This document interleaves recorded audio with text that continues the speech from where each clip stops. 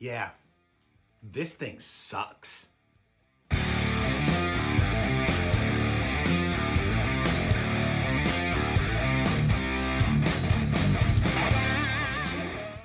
All right, guys, so before we get into roasting this thing, I just want to thank Chris on the Watch Chris channel for sending this in.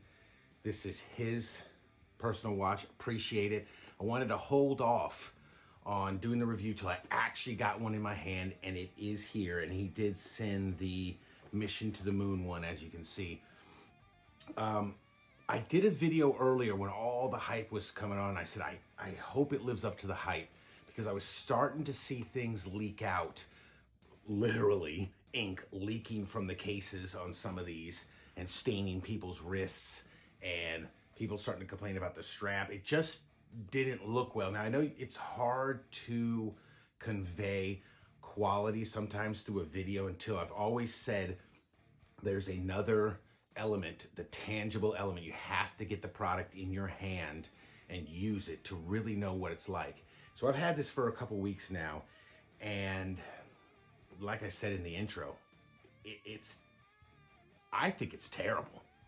Now, that's just my opinion. What does that mean? I don't know. Keep on watching if you agree with me. If not, maybe just keep on watching to find out where this goes. But this is, I'm not giving this a pass. This is a toy. There is so many things wrong with this sucker. And I'm not going to bore you with specs and features like I normally do on my videos, because there's a million out there about size and thickness and all this other kind of stuff. Go watch all those great videos. Chris put out a bunch of great videos on his channel about this watch. I just want to talk about how I think we were all bamboozled by Omega. I don't think they live up to that. Matter of fact, I think it's all hype. I think there is nothing to this watch. I think the worst thing I could say about it is a child's toy. It's overpriced plastic piece of junk. Okay? It is a Swatch. Nobody out there try to tell me this thing. No, it is an Omega. And it's no. It's a Swatch. It's a plastic child's Swatch. And I'm going to tell you what. I happen to have another Swatch right here. This is the Hodinkee edition of the System 51, okay?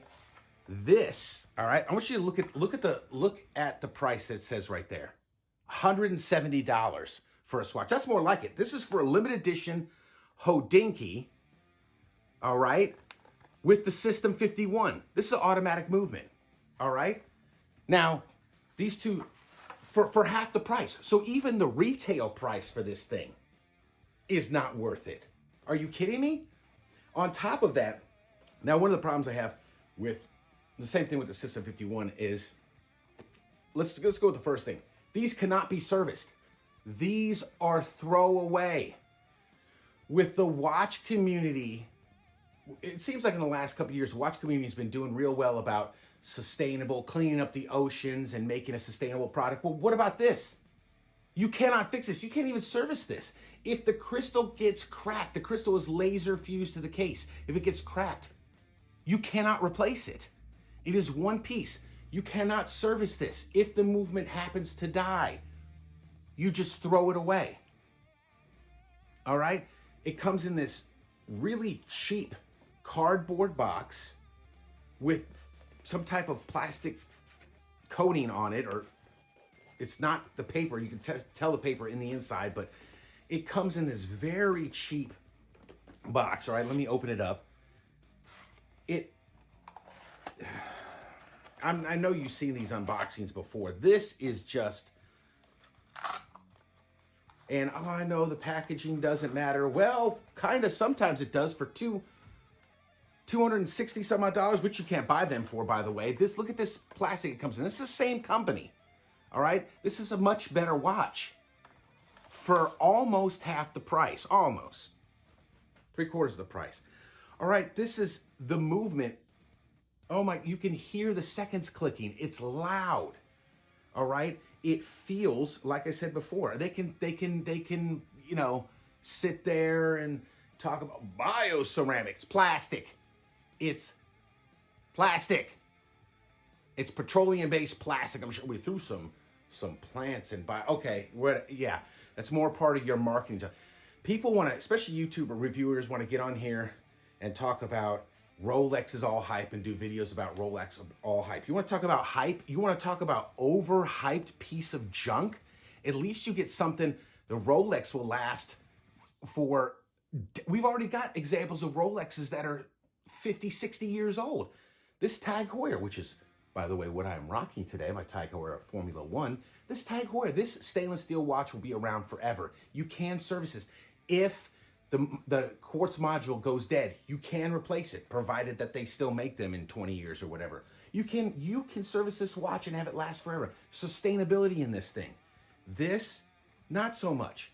The second the hands don't line up. When you hit the chronograph, it's horribly off. And I'll be rolling in pictures of this thing. This thing is a hot nightmare mess.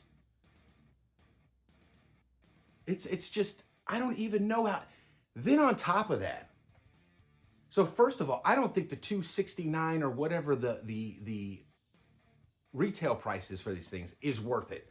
Then on top of that, you still can't even get these. Then they say they're going to be released online. They lied. Then they said they're going to be released in the Swatch stores. Well, they lied. It's only select Swatch stores still at this point. So what are they doing? What are they doing? You're trying to, again, hey, if you are going to hold Rolex to that standard, if you're going to complain that Rolex does the same thing, there's a freaking wait list for these. You have to go online. People are paying thousands of dollars for these. Please don't buy these things unless you're going to give it to a child, and then they're going to break it in one day. This thing, I'm sorry, the only thing about that, with all that being said though, the only thing about this that is redeemable is it does look exactly like a Speedmaster. It gives you the feeling, and yes, it does get people in the hobby, which is awesome. The more people we have in the hobby, the better. Okay, that's the one thing about this. I would not time anything with this. I would not trust my life on this. This thing, I mean, it is just, whew, it's just a hot mess. I heard reports that Omega was resistant to this. If that's true, I don't know. But I think they talked about, you talk about marketing and hype. I think they got us. I think they got us all. This thing is not worth it. Please save your money. And for God's sake, don't buy this off of eBay for like thousands of dollars. It literally is. If you've been lusting after one, please go get something else. I didn't bring it down. I forgot to, but I did a video on, I'll put it at the end of this video. I did a video on the Rika chronodiver. It's a chronograph. It's the same price at their initial launch for like the first week. I think it still only went up like 30 bucks. I think it's $299 now. It was $269, and you could pick it up, and it comes from a fashion brand in Denmark. But it is a very well-made watch. It's all stainless steel. It's quartz. It's got 100-meter water resistance. It's a great watch for the exact same prices, and you can go pick it up right now.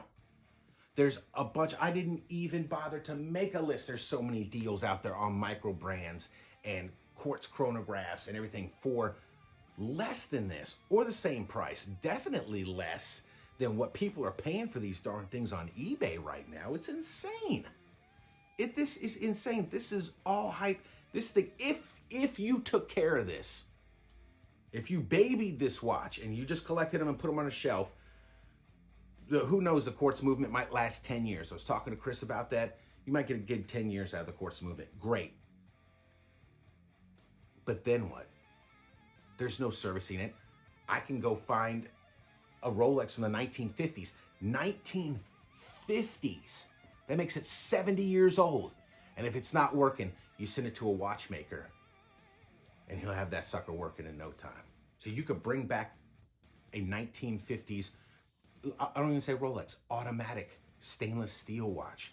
Those things are timeless. They last forever. These end up in a freaking landfill, man. This is a kid's watch. Do not buy. That's just my 2 cents. I'm sorry if you're hating. I have to give my personal opinion, which I've stated before, doesn't mean nothing. So don't listen to me. Go spend your money and then open this up and you're going to be like, wah, wah, wah. So there it is, guys. I'm sorry about smashing this thing. I think Swatch and Omega, I don't know how much Omega had to do with it. I think they really, really pulled a Bernie Madoff on it. They Ponzi schemed us. They tricked us. Because I was right in that video by sniffing some shenanigans. That's what this is. The shenanigans watch. Because there's a bunch of shenanigans going on with this dang thing. So guys, if you like this type of content, please like and subscribe. Leave a comment down below. As always, rock that watch. Not this watch. Don't rock this watch. Rock another watch.